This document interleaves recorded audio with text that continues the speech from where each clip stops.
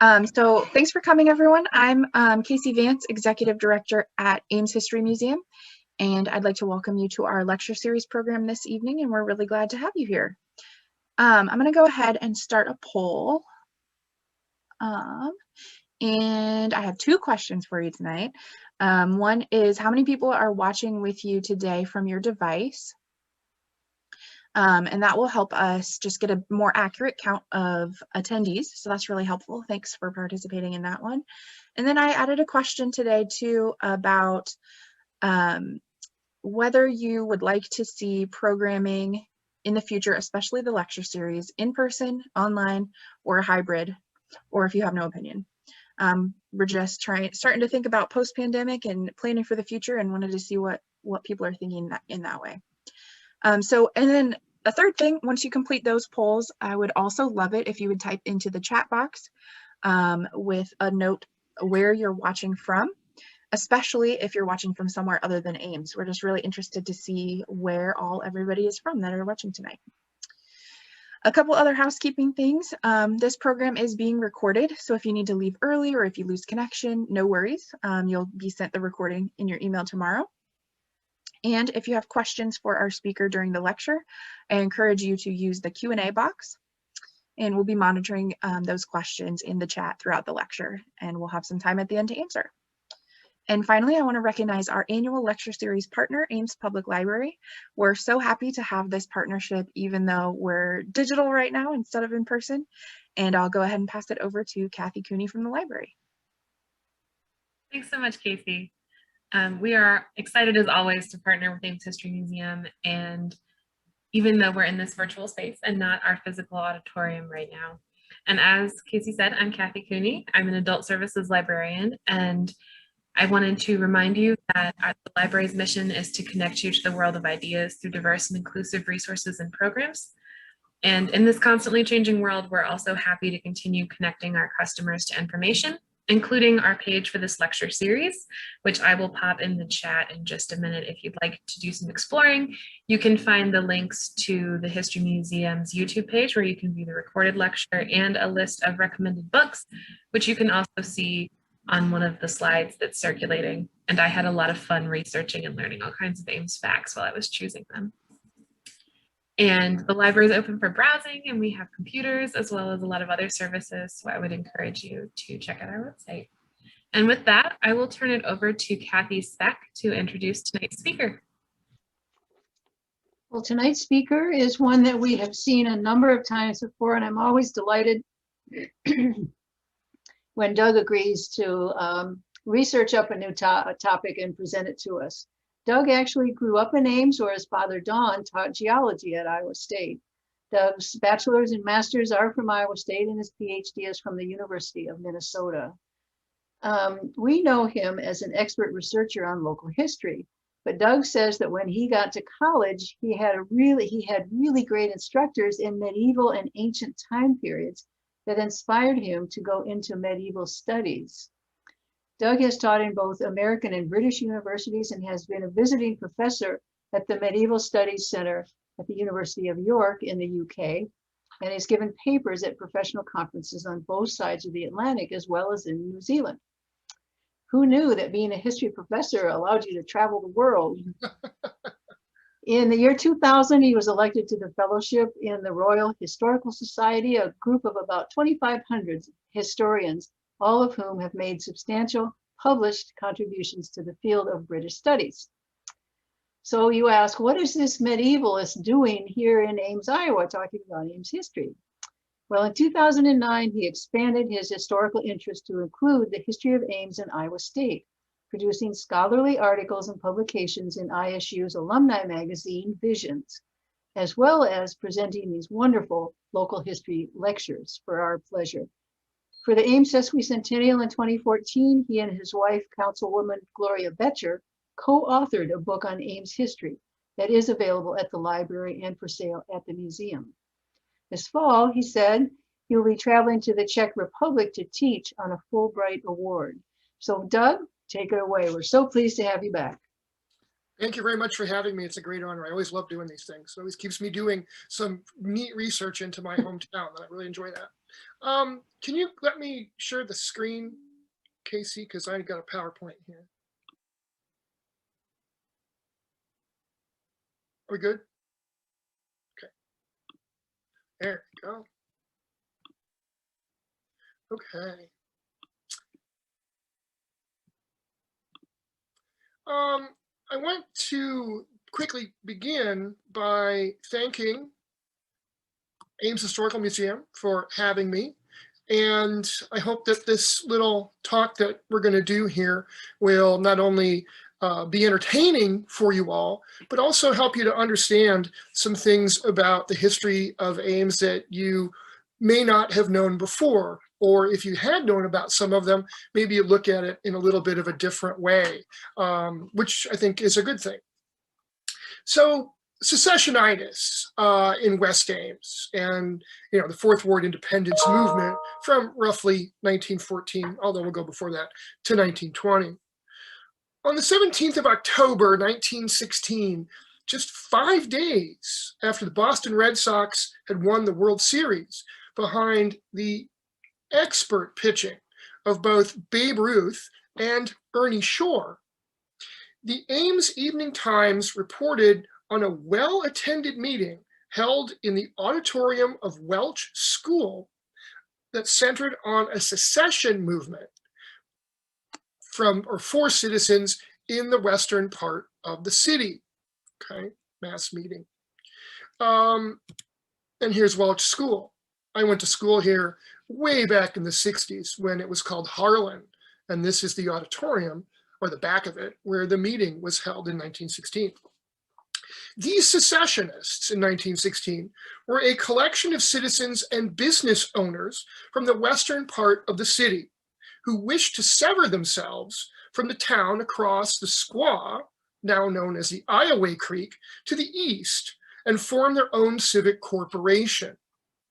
The West Ames folks were frustrated in that, in spite of the fact that they paid taxes to the city, civic improvements like running water, a sewer service, paved sidewalks and streets, and movie houses, which all could be found, in their opinion, in abundance in East Ames, on the eastern side of the creek.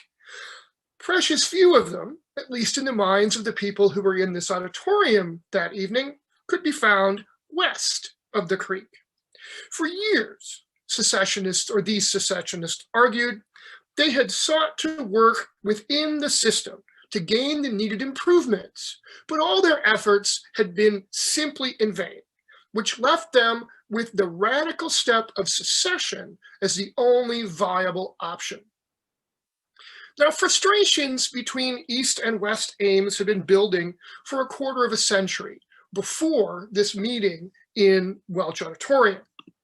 The Agricultural College had been platted in 1858, but no students had arrived until 1869. Ames, of course, had been platted in 1864 after the arrival of John Inslee Blair's railroad, but the city had not incorporated until 1870. While the city and the Agricultural College were certainly aware of each other's existence, the enemies of distance and geography, really the very often flooded broad floodplain of the Ioway Creek, meant that there was not a great amount of collaboration between the two entities. This state of affairs changed dramatically in 1891 with the coming of a new and progressive president to Iowa Agricultural College, this guy here, one William Beardshear, and the construction of the Ames and College Railway that was organized and backed by a group of progressive local investors. By the summer of 1891, the city and the college that had been hours away for the 27 years that these two entities were actually in existence together before 1891 were now only 8 minutes away, down a single strand of 30-pound rails that carried the dinky. And in IAC's president's office, a man who wished to have, as he put it, a close relationship, quote unquote, between the city and the college, which would be to the benefit of both. In many ways, These benefits were clear almost immediately. After regular service on the Dinky began on July 4th, 1891, ridership surpassed all expectations that first year, reaching 77,000 passengers who paid their nickel to go the 8 minutes from the college to the city or back multiple times. Over the 16 years the little train ran, the Dinky carried no fewer than 2.1 million passengers between the college and the city. The growth of the college in the 1890s enabled the city to experience an economic boom, when much of the rest of the country was weighed down by the economic depression caused by the Panic of 1893. By converse, Ames prospered. West Ames, as such, traces its origins to 1893, when the city annexed the land around the college to the city of Ames. This move nearly doubled the city's population from 1,276 to 2,489 and gave Ames enough population to become a city of the second class, thus giving it access to more county and state funds. The ISC student was delighted at the prospect of the college becoming part of the city. And in March 1893 said, and I quote, "Boys, now is the time to wake up and have our say in city matters. Elect a member to the city council this coming election. We are enough to carry the day," unquote. But in spite of collegiate exuberance, annexation meant very little for West Ames in terms of improvement and developments. While the area around the campus was now part of the city, save for the few farms that dotted the area, no new construction accompanied West Ames's new status. And as you can see, this is, in the first part of the 20th century. This is looking out toward Westgate, and there's just not a whole lot here except for some farms dotting the landscape. It is known that several businesses did exist in and near the college environs before annexation. But the Porter family pottery, the Briley brickworks, and the Fitzpatrick hardware store had all closed by 1893. In some ways, the lack of motivation to begin building homes and businesses is not surprising. The Dinky provided cheap and generally reliable transportation to East Ames, or the downtown business district. In addition, Ames was in no way ready to provide the needed infrastructure for the political move of annexation. The city had only put in a water system in the downtown area in 1890, and Ames did not get electricity until 1896. Throughout most of the 1890s, the city gave little thought, that's some money, to extending these services into what we call Old Town, let alone across the Iowa to the west. It was only in the later 1890s, when the nation began to dig itself out of the depression caused by the Panic of 1893, that Republican politicians referred to as the McKinley prosperity, because of President McKinley was in office when all this, growth takes place. And Iowa State's enrollment growth grew so large that the college could neither house nor feed all the students, that rooming and boarding houses began to spring up around the college to provide room and food for these overflow students. The first boarding houses in the area were built by parents of students who saw economic opportunities, not only to look after their own kid who could live here with them, but also to rent rooms, like the Sunnyside boarding house here, seen in 1905, to all of their sons' friends, who would then obviously make money. And this was a big moneymaker for the families who owned it. And this, in the 1890s, to be fair, was a risky proposition. The area around the college, though it had been annexed, had not been platted. And the cost of construction was high, moving materials. It all had to be pushed down the Ames and College, or at worst, dragged across the Squaw Creek or the Iowa Creek floodplain up the hill to what we call South Campus or CAMPUSTOWN to try to get, the building put together. Now, the old brickyard, Briley's Brickyard, that had gone defunct by 1890, was put back into production in 1898, but the city did not build any proper streets, any water or sewer system, or even extend police and fire protection across the Iowa to the west to actually support all this new construction. So technically, I guess in a way, this is, you know, it's not platted, it's part of the city, but it's not. It's kind of in a weird limbo. All of these things, these services, would need to wait until after the turn of the 19th century. I think it is one of the greatest paradoxes in the history of Iowa State that a college founded on the principle of isolation and the intention of keeping students safe from the corrupting influences of city life and commercial activity by the late 1890s is encouraging and indeed orchestrating business development to its west and its south. How important this development was in Westgate and in South Campus is best, I think, evidenced by the individual whose name is attached to the first edition, the first platted edition to the South Campus area. And that is, not surprisingly perhaps, William Beecher. It was he who also actively encouraged the building of rooming houses and boarding clubs to ease overcrowded conditions on campus. He actively met with business owners and family members and encouraged them to face-to-face encourage them to build houses in the South Campus area and in Westgate.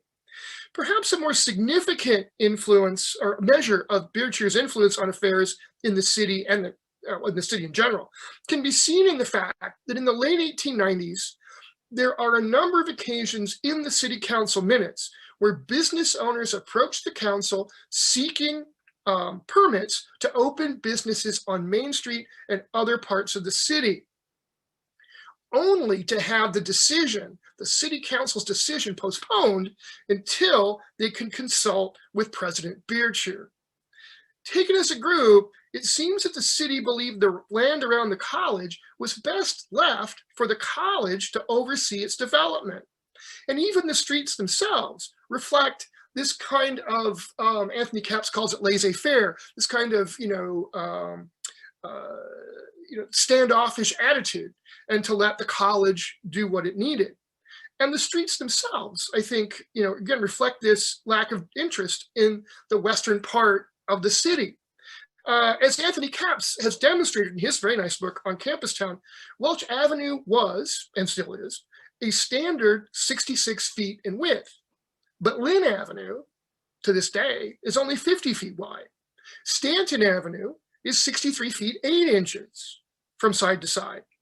And then when it moves up north to Knapp Street, it moves down south to Knapp Street, it narrows to only 50 feet in width.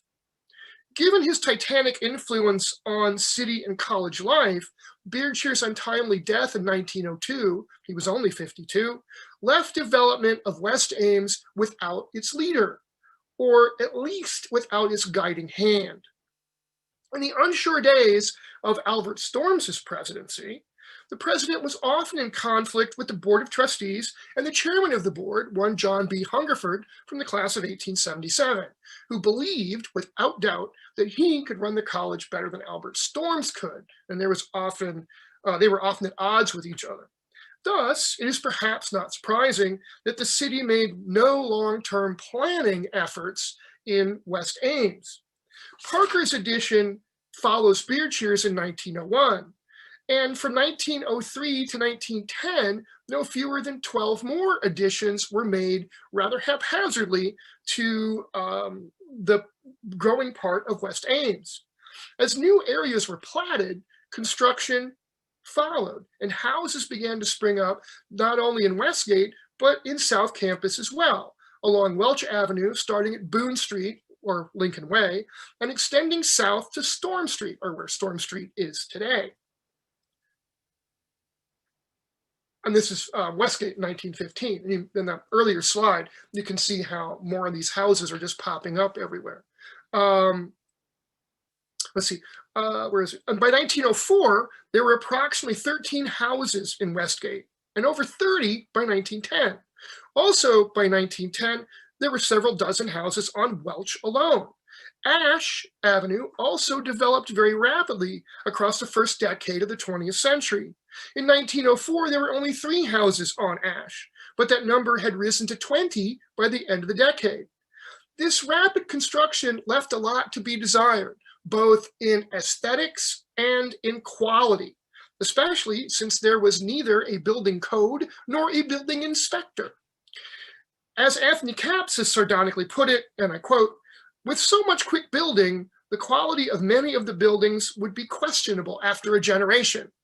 And unquote. And as somebody who, as a young guy, delivered papers in the South Campus area, and some of those old boarding houses were still standing, they were really, really bad in the 70s, let alone, goodness gracious, before.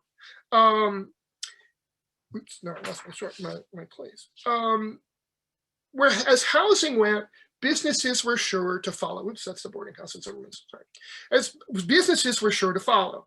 In 1889, the first business, OLSANVILLE Greenhouse, opened, followed in June 1901 by Holly Miller's General Store and Rooming House, where St. Thomas Aquinas Church is today. In 1904, Miller sold his business to George Champlin and his son Albert. They moved the store to the corner of Welch and Lincoln Way. A grocery store opened on Sheldon Avenue in 1908, followed by Roman's Refreshment Parlor in 1910, a colliery in 1914, the Bluebird Tea Room in 1915, the College Savings Bank and the Student Supply Store in 1916, ice cream parlors, tailors, College Pantorium, and all these places joined Campustown in short order.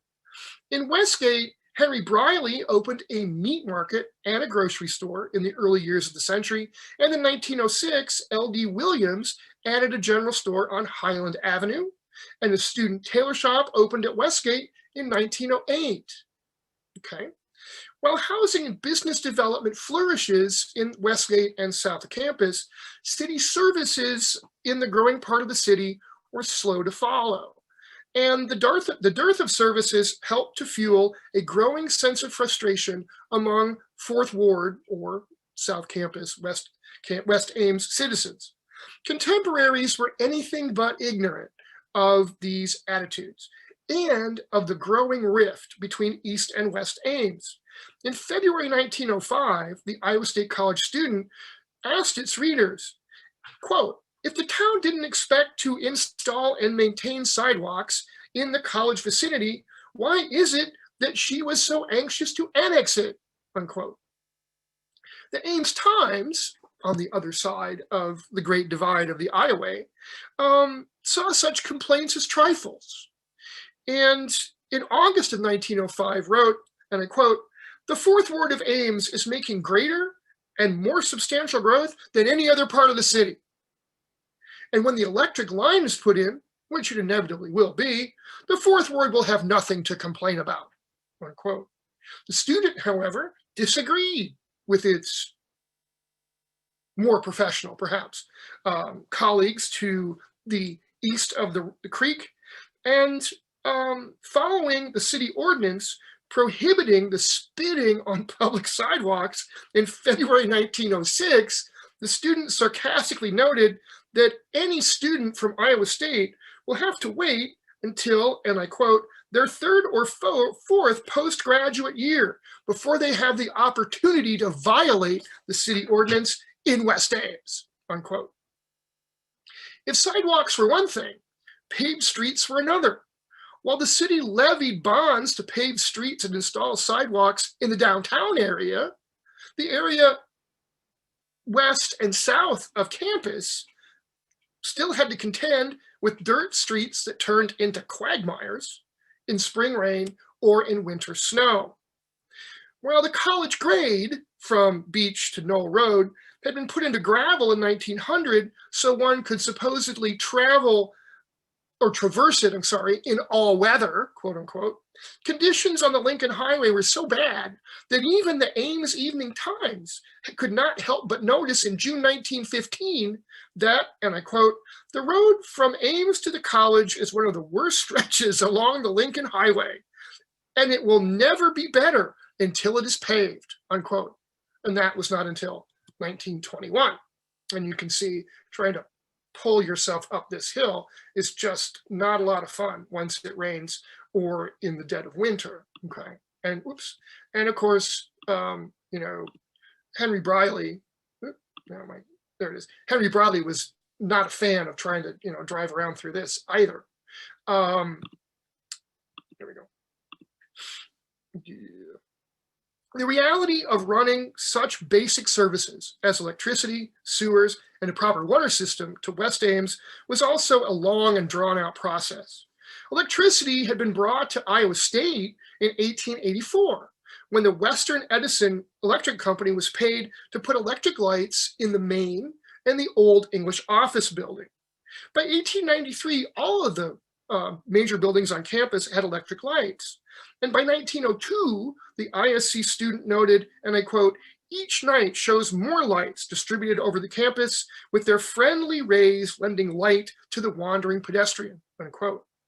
Many of the more progressive-minded citizens of Ames wanted electric lights brought to the city as early as 1890.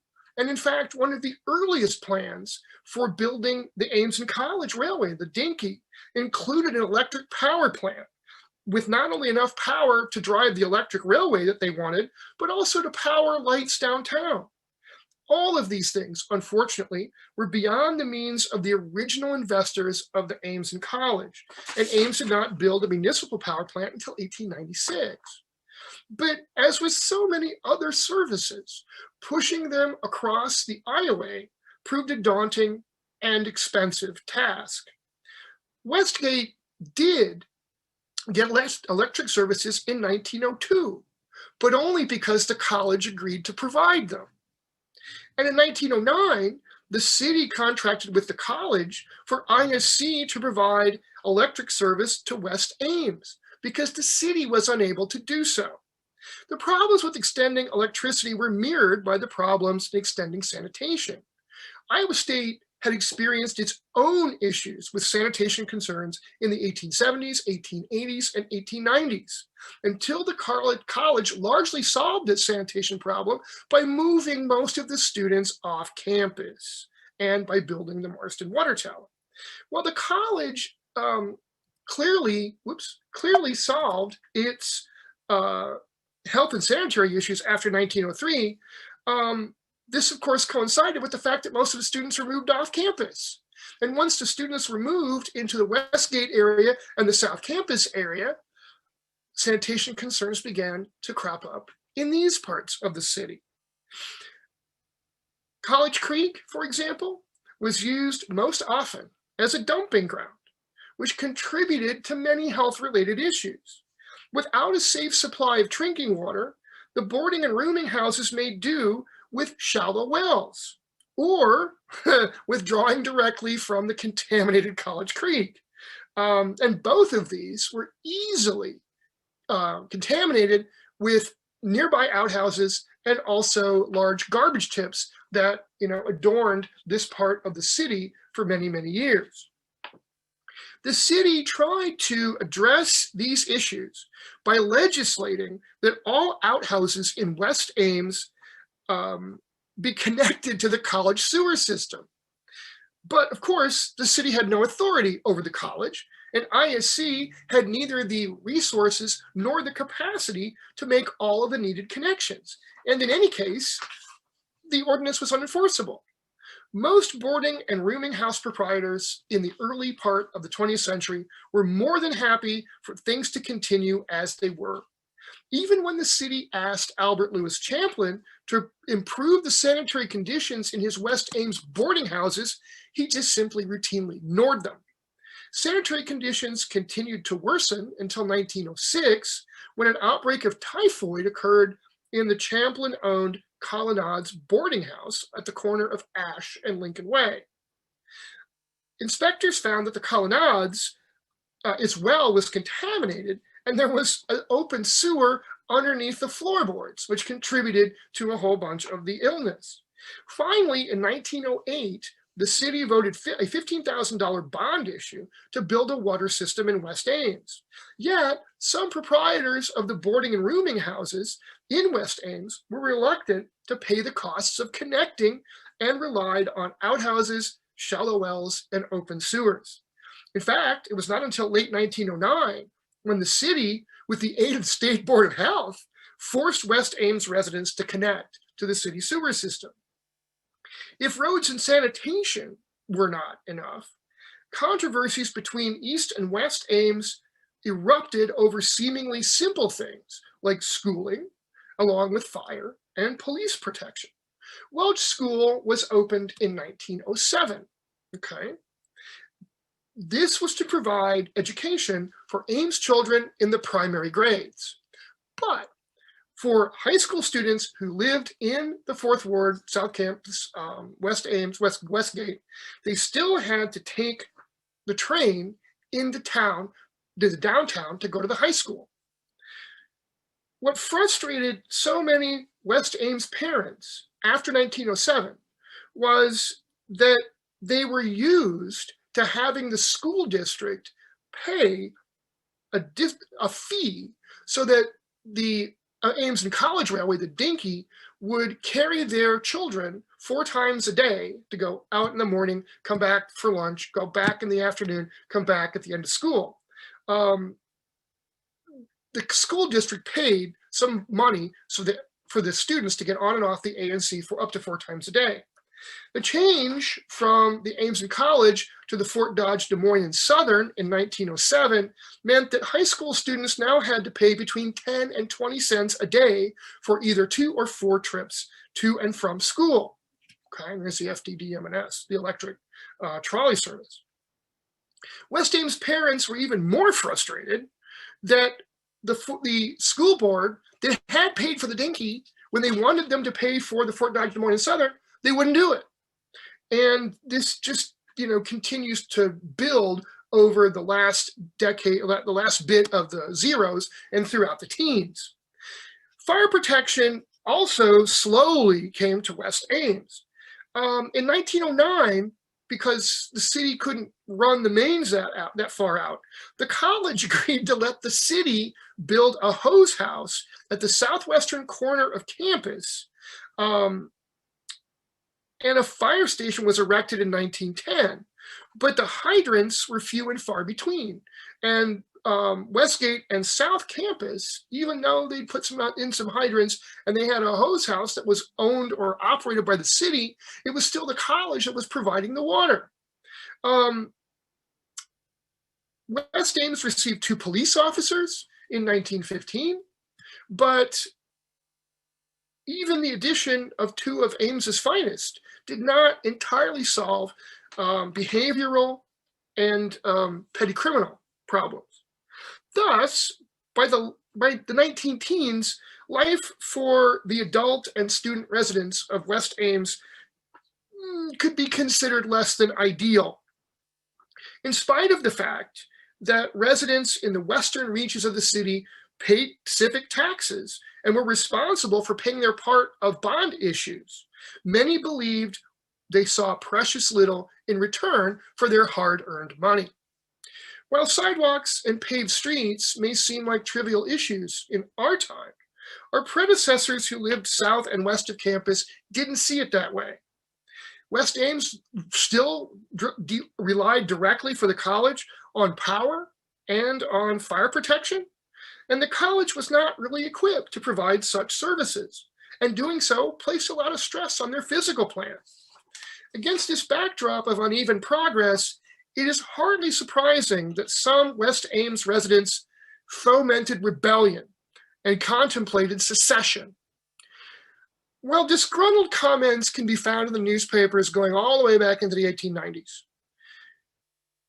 The first rumblings of an actual secession movement as such can be found in the February 6th, 1912 edition of the Iowa State Student. The paper noted that Ames was on the verge of a municipal rebellion.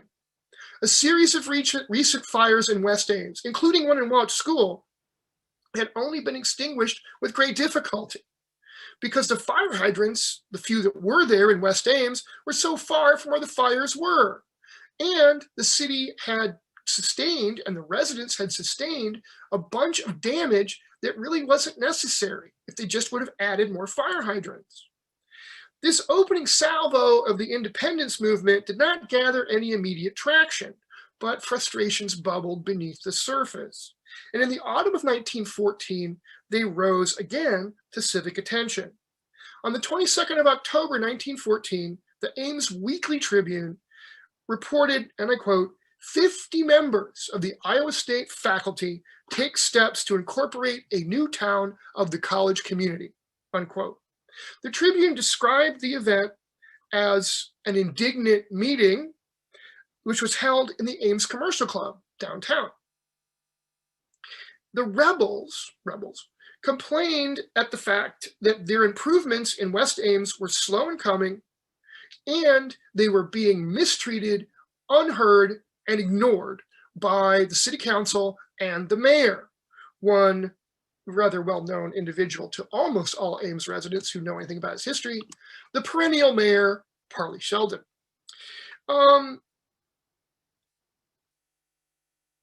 The indignant rebels were led by Iowa State important faculty, Thomas Agg and William Meeker. The Tribune reported that the most contentious issue in this October 1914 meeting centered on the ideas of better service and timeliness from the Fort Dodge Des Moines and Southern. The group claimed that in spite of promises to the contrary by Mayor Parley Sheldon, the service operated by the FDDM&S never improved. The streetcar was slow, it was never on time, it was overcrowded, and sometimes it just simply didn't run on its schedule that it was published and it was supposed to, which made everybody late and threw off all these schedules. All Sheldon would do, one college man said at the meeting, and I'm quoting, would be to rub his hands, smile sweetly, make discreet diplomatic promises, and caution us to just keep quiet, and everything will come out all right, unquote. The group were also upset that a proper hotel for visitors to ISC had been promised for years. And in fact, a foundation hole had been dug, but it had been empty for almost 18 months. So they dug, the hole, they put in some foundation, but nothing ever happened. So, another thing that should be kind of jewel in the crown of the South Campus area is just a big hole with a fence around it. And these people were very upset about it. All the men in attendance that evening agreed unanimously that secession from the city of Ames was the only viable option. And in fact, as one noted, I think we should join with the city of Ontario, just out to the west. Passionate speeches and strong words and threats of secession proved just to be that. On October 29th, the Weekly Tribune could report to its readers that all the frustrations that had been aired downtown at the commercial club the week before had vanished like a chimera. And the organizers, and I quote, flatly denied a week later, or 2 weeks later, that they wished, or I'm sorry, a week later, that they wished secession. It is difficult to know exactly why these very frustrated supporters of secession on the 22nd of October suddenly were flatly denying they had said anything on the 29th. But the fact that President Pearson had gone on record as being against any such secession movement might have had something to do with it. Nevertheless, as Farwell Brown noted, the group of rebels continues to stay together over the next several years. And while I agree with his assessment, there is also no doubt that the group of severance or rebels or secessionists experienced a sea change in leadership. In 1914, the rebels were all college men, 50 of them. That was it. They were all college men. In 1916, those guys are almost completely gone. And the leaders of the 1916 rebellion are local citizens and business owners from South Campus and Westgate. This new group of leaders in 1916 brought forward something that was more than simply empty rhetoric. In September of 1916, a group circulated a petition to the district court for a West Ames severance from the city. Quoting the Ames Evening Times here in its October 31st edition, between 75 and 80 resident property owners and 50 non-resident property owners signed the petition of severance. On October the 2nd, enough signatures had been acquired that the petition went to the district court. Residents that day awoke to find notices on the doors of buildings, on telephone poles, and in the newspaper that sufficient signatures had been secured and the petition had been filed with the district court, who would hear the case in its October term, which started on October 30th, 28 days away. Emotions ran high on both sides of the aisleway that October. Mayor George Baker and the city council worked to cure this outbreak of secessionitis by inviting the organizers to the city council meeting on October 10th to air their grievances and try to find solutions.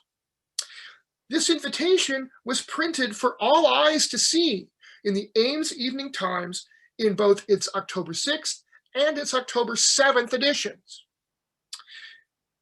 The severance leaders, now led by one A.L. Champlin, replied to the invitation in the Ames Evening Times in the October 9th and the October 10th edition of the newspaper with a broadside of their own, that they refused to meet with the mayor and the city council, noting that this issue had divided the community for the last 12 years, and there was nothing more to be said. While the leaders of the movement would not attend any meetings, about 24 of the petitioners from West Ames and West Ames South and Campus and Westgate did attend the October 10th meeting.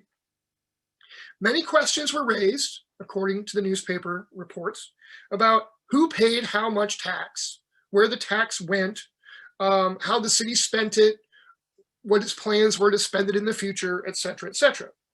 The evidence presented to those residents at that meeting by the mayor, the council, and the staff seemed to satisfy those attendees from the Fourth Ward, that they were not really being cheated. I mean, they actually did, they paid their money and they got something out of it. Frustrations were perhaps further assuaged at the meeting when one William Edwards spoke up, and he noted that in his opinion, West Ames had indeed been neglected, that's his word. But he also argued it was not from malice on the part of any city administration. Edwards noted, and I quote, "The Fourth Ward has a large percentage of what might be called a transient population, i.e. students. It should be one of the show places of the town, and I believe we are somewhat negligent in doing our part to make it as such," unquote. The council meeting on the 10th led to a call for a mass meeting of all West Ames citizens on the evening of October 16th at Welch School. The auditorium, as the Ames Evening Times reported it, was, and I quote, "filled to overflowing." Both the Evening Times, who reported on the meeting in their October 17th edition, and the Weekly Tribune, who reported on the meeting in their October 19th edition, noted that the meeting had a decidedly anti-severance tone. Mayor George Baker and the city council in its entirety were there, but they did not speak.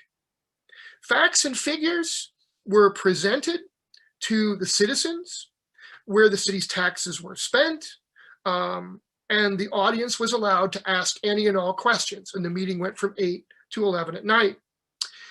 One of the most important speakers against secession was William Meeker, now a member of the school board, who had been one of the strident leaders for secession in 1914.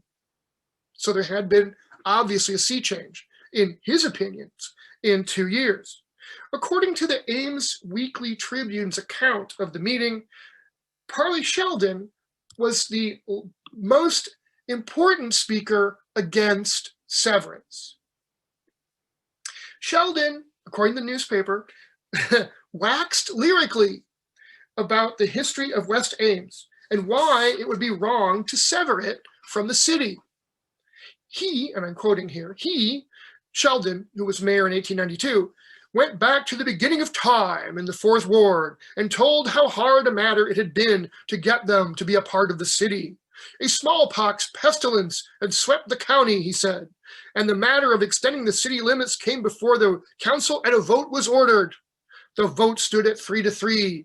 I told the city clerk to record my name as favoring it. The question was asked, but Mr. Sheldon, can you do that? To which I replied, it is already done. Then the voters took a hand and carried this measure by a large majority, unquote. When the vote, while this was nothing more than muddled memories at best, if not simply an outright lie at worst, to begin with, there was no smallpox epidemic in 1892, and the city council minutes, when you go back and look at them from the 1890s, show that vote on whether to annex the city and put that vote before the people was unanimous. Sheldon's words did do a lot of good for the city's cause. By the end of the meeting, no fewer than 3 West Ames residents who had signed the petition of severance, either in probably late September or very early October, asked to have their names removed. And maybe more importantly, the meeting was also there to appoint a group of individuals to canvass the citizens of West Ames in the coming weeks before October 30th, before the court date, and compile a summary of their needs and bring those before the city council for deliberation. Over the next several weeks, this committee of West Ames men that had been appointed on 16th October worked to diffuse a very volatile situation, okay? Because it is a volatile situation. While A.L. Champlin and the leaders of the secession movement remained intractable, apparently, they refused to partake, more and more residents of West Ames withdrew their names from the petition. In fact, so many had withdrawn their names that the Ames Evening Times could report on October 23rd, just 7 days before the district court was supposed to meet, that there were fewer than 100 signatures left on the severance petition. On October 31st, the Ames Evening Times reported that the committee of West Ames men had returned their report. The report turned on 14 points, given the time of, 1916. This sounds rather Wilsonian, but for improvements that West Ames citizens felt they needed. Adequate crossings of Lincoln Way with street lighting, better fire protection, a city manager form of government over a strong mayor and council, better streets, better sidewalks, better post office and police protection, a reduced fare for students from West Ames, high school students, riding the Fort Dodge Des Moines and Southern to and from school, a movie theater, and along with building codes for new construction and proper enforcement. Not surprisingly, the city agreed to provide these measures as they were able. And the progress, to be fair, was seen relatively quickly. The war that comes in 1917, of course, suspended many, many things. But a movie theater was built and did open in 1919. And Lincoln Way was paved in 1921. And the new water tower, and I was trying to find a picture of it and I couldn't, the new water tower was put up that looked very much like the Martian one in 1924.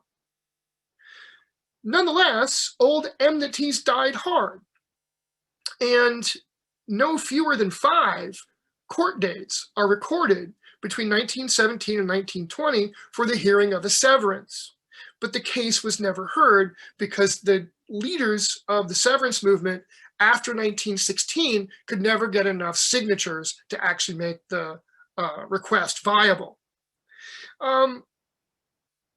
Anthony Capps, in his very fine book on CAMPUSTOWN, openly questions the intentions and motivations of these rebels, these leaders of this severance movement. And I think it's a good question to ask.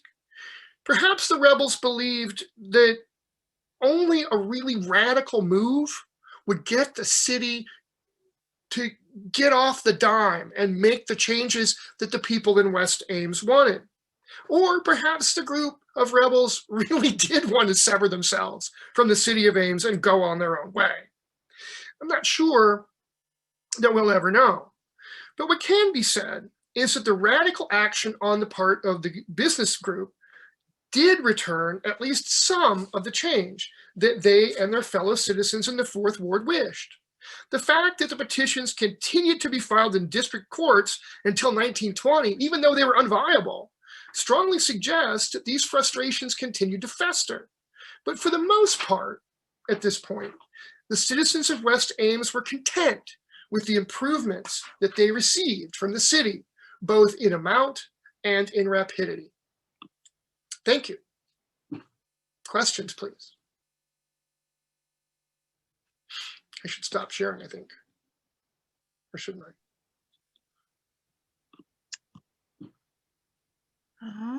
I see a couple questions here. What was appealing about the city of Ontario to those who wanted to leave Ames? And does Ontario still exist? Ontario is now a part of Ames. It was annexed in what, 1962? Is that right? I mean, Alex probably knows that stuff. I'm not sure the date, but it was annexed. I mean, it's part of Ames today. It's what? Goodness gracious. It's down 13th Street when you go out to the west at the end of 13th Street. That's where Ontario is. The old Ontario Cemetery is still there. It was a very small town. It was platted in the 1870s. And it actually had its train station. That was one of the things that made it viable. It had a train station for the Chicago Northwestern. But, I think what made it attractive to the secessionists in 1916 and 1914 was it was the closest town.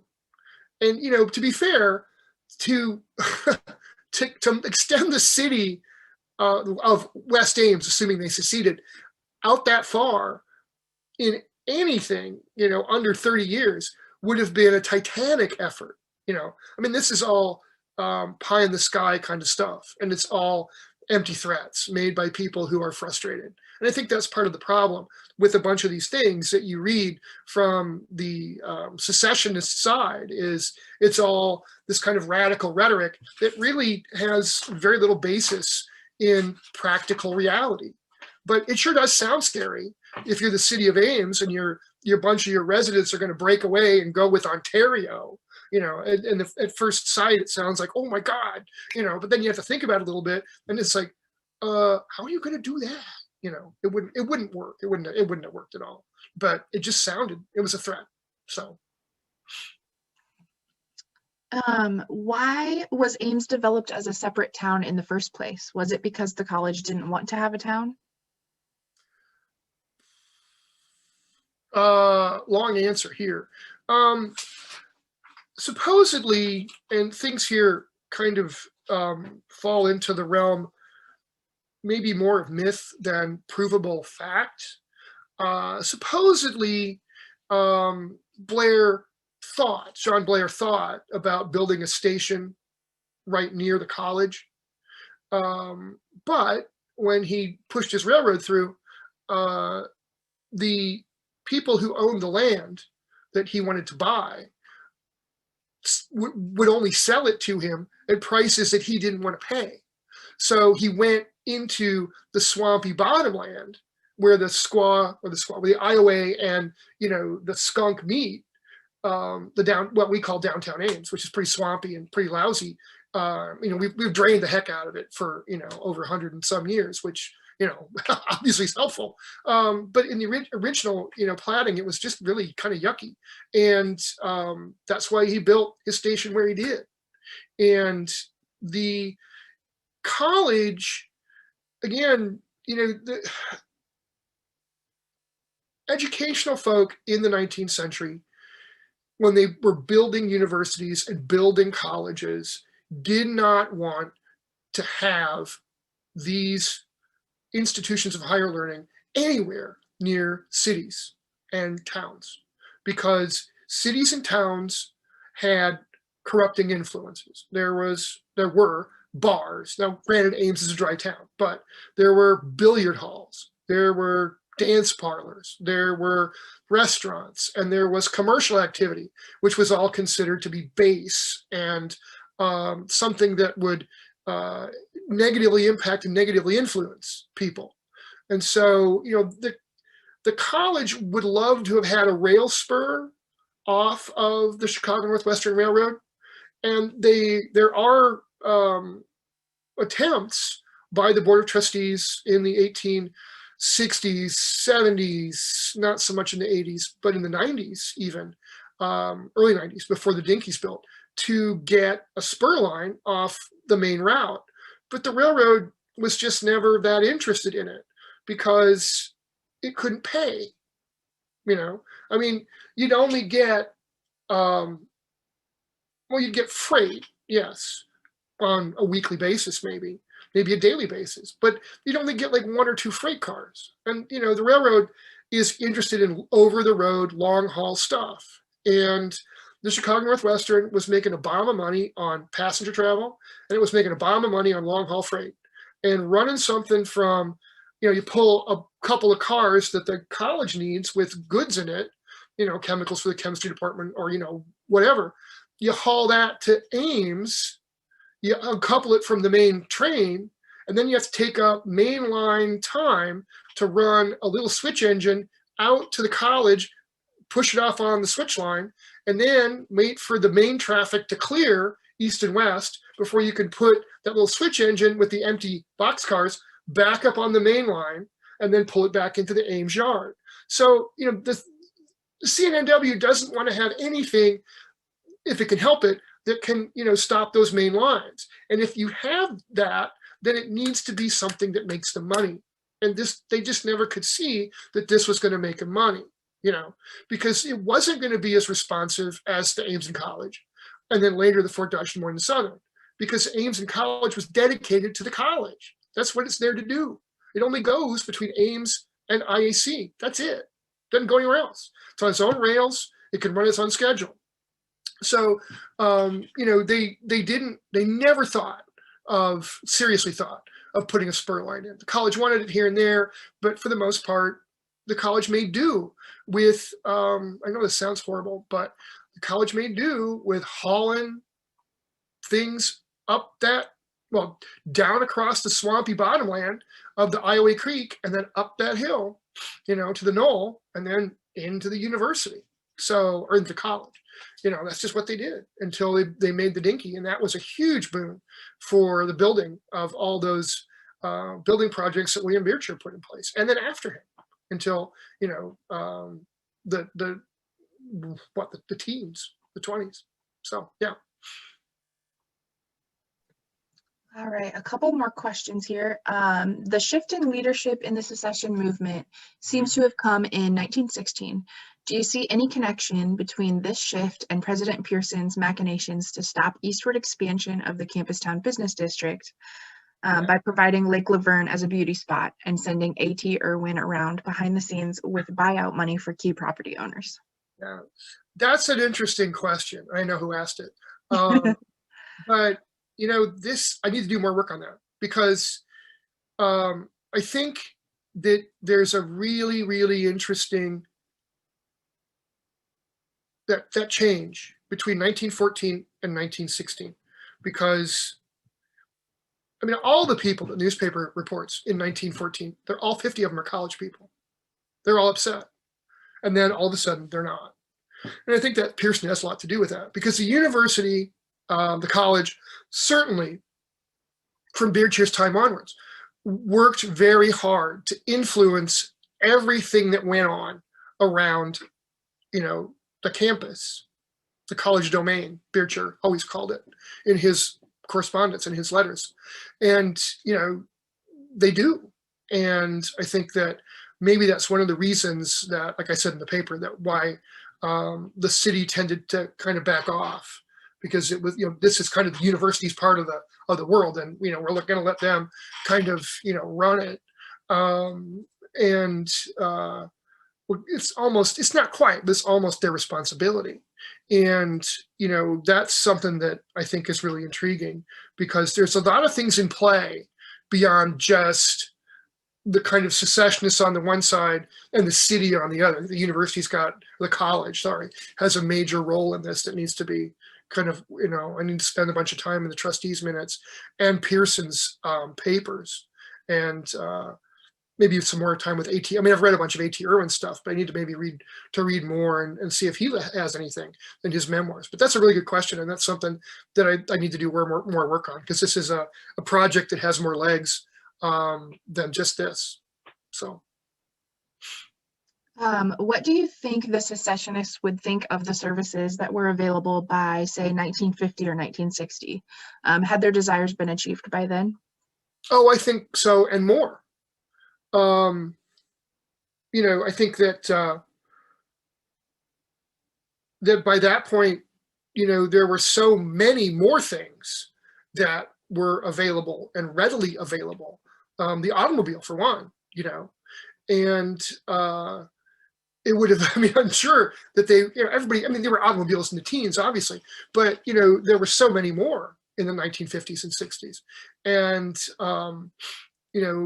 the Lincoln Highway was, until we, build New 30, the Lincoln Highway was the one of the main thoroughfares in the country. It was like US 80 is, Interstate 80 is today, Main Street of America kind of stuff. So there was a lot more traffic coming through Ames than ever had been before.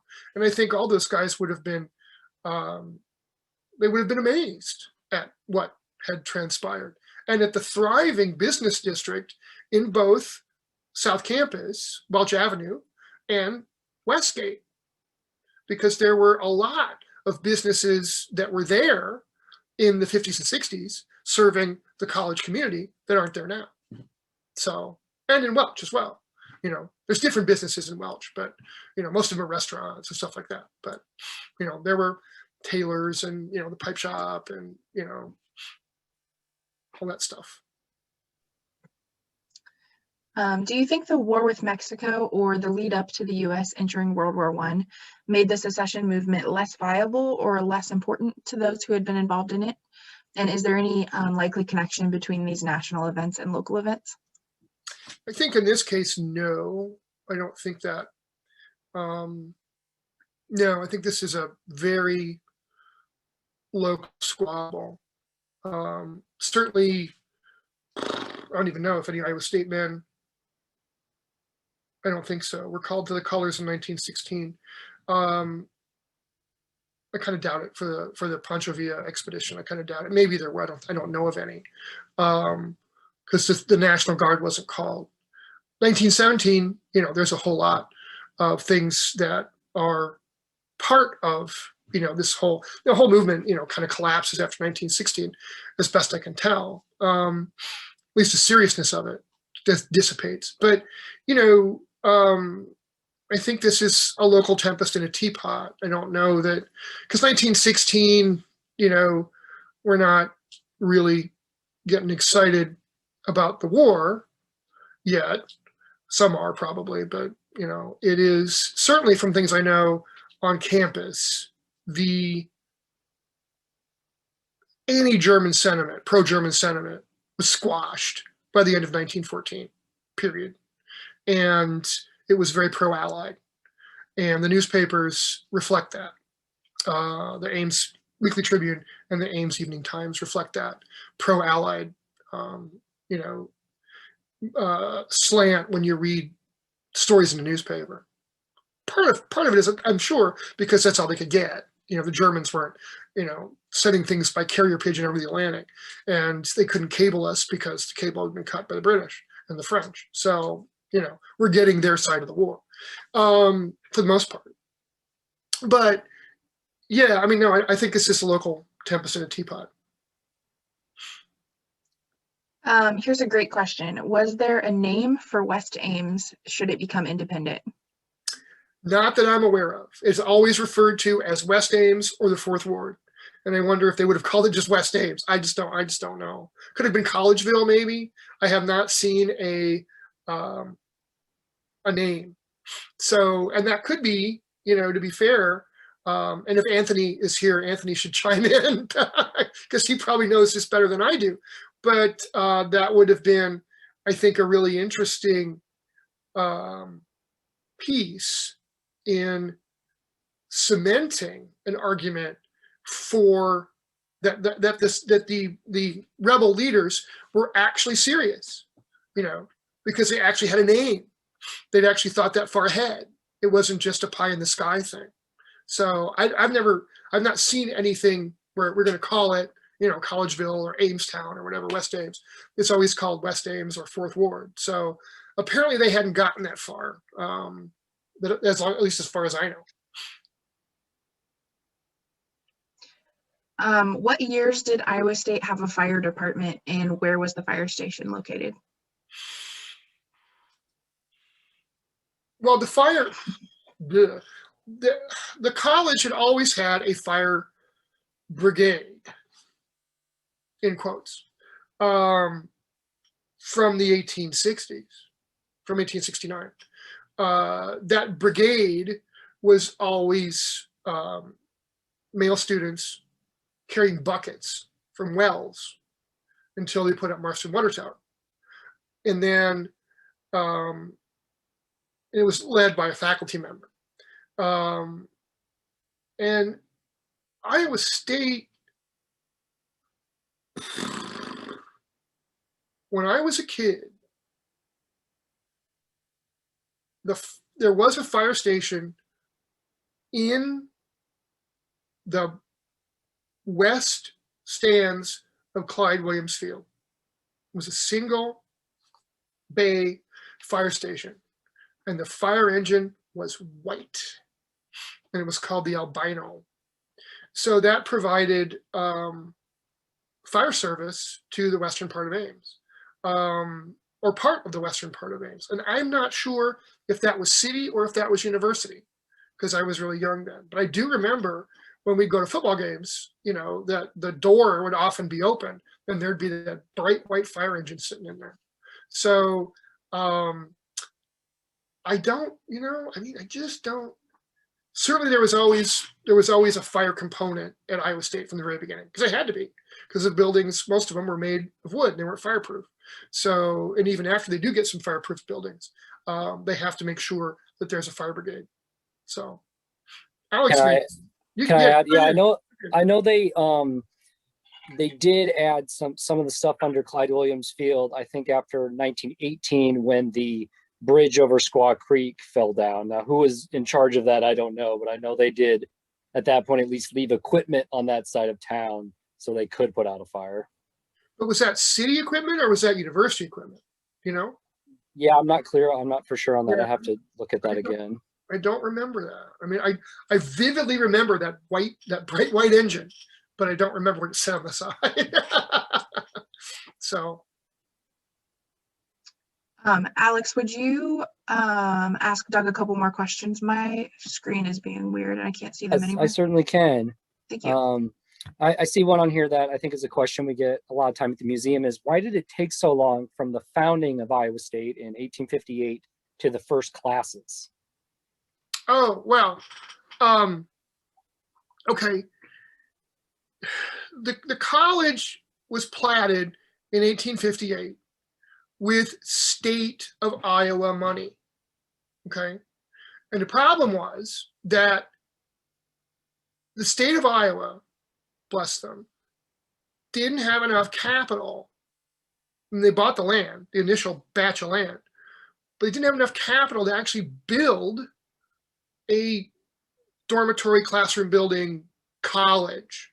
They could build the farm, and the farmhouse, obviously still here, and the barns, they're now long gone. They could do all that, and they could start the model farm part without too much trouble. But trying to get enough money to build the college just on state money was much more difficult. And then the war comes in 1861.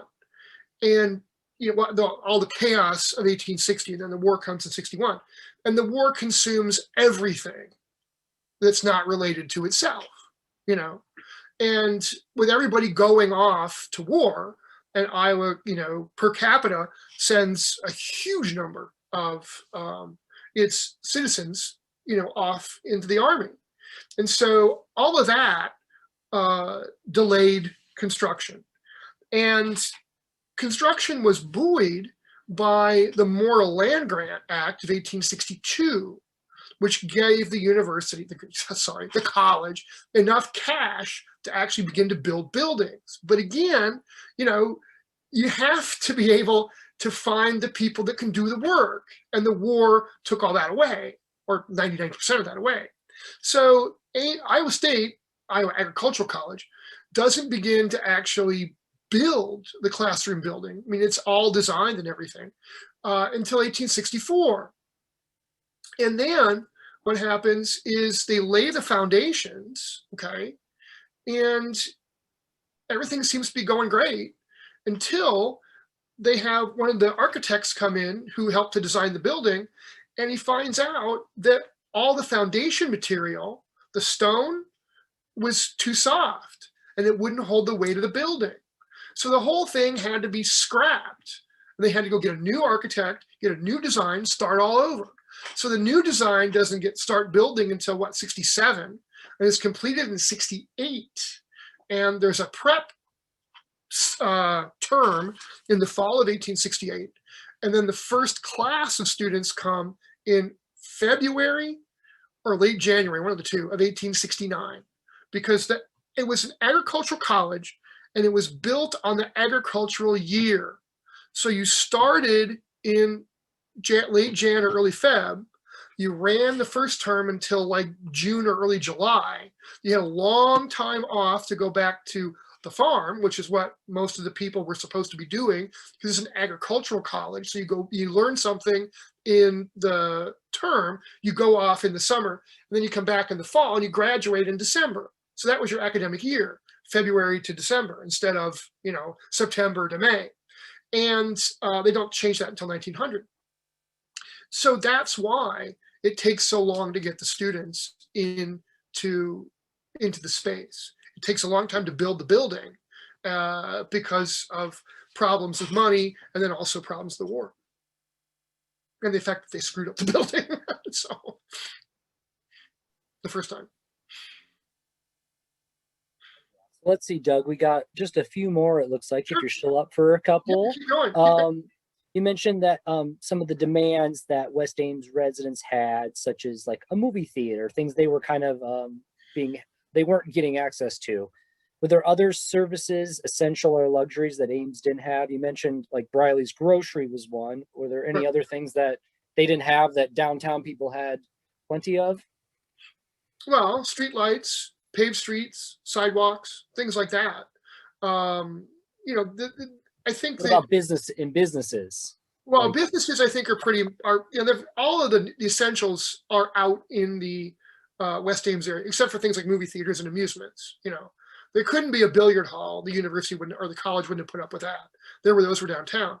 And downtown, it's not like it's you can't get there. Downtown is easy to get to on the little streetcar, the electric streetcar that replaced the Ames and College. I mean, it was easy to get to. It cost you 10 cents, to go round trip, but you can get downtown. I think what these folks were frustrated with was all that stuff was downtown, and it wasn't out here. And I didn't want to go pay an extra dime. And I didn't want to have to, go downtown to the movie theater, or I didn't want to go downtown to the dance hall, because the dance hall, it doesn't exist anymore, but I did see it once when I was in my 20s. The upstairs here of Champlin's store, it was this absolutely massive and beautiful dance floor, big solid wood dance floor. And it was just gorgeous. That's where they would, hold meetings and do dances and things like that. So there were places that could be they would have amusements. But I think that for the folks, most of these guys are business owners. They're not students that demand stuff. Because, Edwards made the point, the students are a transient population. That's the majority of people who live here are students, then as now. And, I don't mean to be crass, but everybody I think knows that students are nothing but disposable income. And, people who own businesses here, then and now, people who own businesses throughout Ames, in any university town in the world, know that students are going to spend a lot of money. And they're going to buy, branded stuff, Iowa State stuff. They're going to buy food. They're going to buy trinkets. They're going to buy anything and everything, because they're not worried about their 401k or their retirement or anything else. They're worried about what is going on right now. And they'll buy pizzas and they'll buy all this kind of stuff. So, I think these guys were, led by business owners, and they knew what they wanted and why they wanted it. And it was to make their lives easier, So, that's how I would perceive it. Great answer there. Okay, last one for you, Doug. I know we're getting a little after 8 here. So this one's about Mayor Parley Sheldon, which I'm interested to hear. This person asked, Sheldon doesn't come off looking very good in your lecture. What is your impression of whether Sheldon was dealing squarely with the secessionists? Is he stonewalling them, treating them fairly, or lying to them? And be honest, they ask. Who is that asking that question? Anonymous attendee. Anonymous attendee. It's probably Alex. That's who it is. I don't. He's an interesting character. I think he's a very interesting character. He is, without doubt, one of the most significant leaders in the history of the city, period. And I think, especially later in his life, when a number of things that I've read are written about him and interviews are made with him, he, well, quite frankly, embellished his own record, which was already significant. He'd been mayor, like 7 times or whatever, not in a row, but over a number of years. And he was very influential. He was a very powerful man. It was he who ran the Fort Dodge Des Moines and Southern after it went into receivership. It was Sheldon who ran the railroad. And, it was Sheldon who set prices, and Sheldon who, did a lot of these things in the interim between his mayoral terms, which is one of the things I didn't talk about, but it's one of the things that frustrated the Iowa State men in 1914 and frustrated everybody else in 1916. That, why wouldn't the Fort Dodge Des Moines and Southern give us the same benefits that the ANC did with our boys and girls, or our young men, young women who go into high schools? So, he's a hard one to judge because he does do goofy stuff. And it's clear, like with this thing that, I read from that quote about his flowery language and how, it was he that, stopped or made West Ames and all this kind of nonsense, which is just not true. I mean, the city council minutes show it was a unanimous vote. And there was no smallpox epidemic in Story County in 1892. There just wasn't, But, and again, it's just muddled memories. It's just a lie. Like I said, at best it's muddled memories. At worst, it's an outright lie. And I don't know which it is. But, he's an interesting character. And he's one that I think maybe Alex could do more work on, because I think he's a really interesting person. And when my wife and I helped with that Ames Mayor's project, when did we do that, Alex? Like 8, 9 years ago? 10 years ago? Honestly, that wrapped up as I just started over 8 years ago. So when I first got on as a administrative assistant, that was debuting, I believe. Because we helped with a bunch of that for 19th century people, the 19th century mayors. And, we were getting, like what, 25 or 30 words or whatever, because they're all in those frames in City Hall. So we didn't have a whole lot of space to write about these folks. But, it's, that's something I think that needs a lot more work. And so I don't just want to say Parley Sheldon was scum, because he wasn't, but I do know that he would make stuff up. And again, if it's muddled memories, because by the time he's speaking at that 1960 meeting, he's in the 70s. So maybe he didn't remember it the way that it really happened. But, then again, all of us embellish, all of us do. So, I don't know. I guess I'm not really being very definitive. I'm just trying to be honest. I just don't know. And, I do think after I retire, Alex is going to see a lot of me. So I'm going to be beating down his door and saying, hey, man, I want to know about this. So, but that's one of the things I think we need to think about. And Wallace Greeley, too, I think he's a very significant guy and a very interesting guy in Ames history. And we should, unfortunately, those records of his are long gone and Sheldon's are long gone, but we need to, do as much as we can to flesh out their memories and bring them to light in the modern era, because without those two, especially, our town wouldn't exist. And, maybe Sheldon made stuff up here and there, but, we all do, A, and B, his good, arguably, for his pushing for progress and everything else, certainly outweighs any goofiness that, he's not above criticism, but he's certainly not a bad guy. He certainly seems to be the person that steps up when the town maybe needs him to, and whether he might lie at some point, you can weigh both sides of that, but he seems to be at the focus of those kind of influential moments in early Ames history and guiding it in some way. Yeah, I think that's very true. And he running one of the two banks in town made him very powerful, and he also had connections at the legislature in Des Moines and with the governors. And when Teddy Roosevelt came to town in 1909, right, Alex? 1909? 10, I think. 1910. It's Sheldon who is there to meet him at the station, introduce him, provide a very, very eloquent, at least if you read the newspaper, if you believe the newspaper accounts, a very eloquent introduction for the former president, and I think that's pretty cool. Doug, I want to thank you so much for our program tonight. As always, you deliver, that is for sure. We appreciate every time you join us.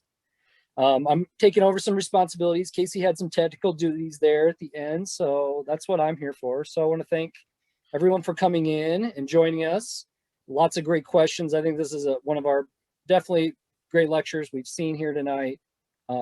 Please be sure to tune us for our next lecture, which will be on May 25th at 7 p.m.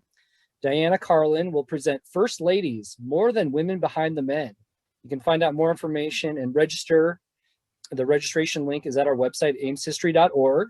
So please check that out. Thanks again for attending. We hope to see you at the museum, at the Ames Public Library, or online again soon. So everyone, please take care and keep reading up on your history and keep exploring. Thank you so much, everyone. Have a good night. All right, thank you.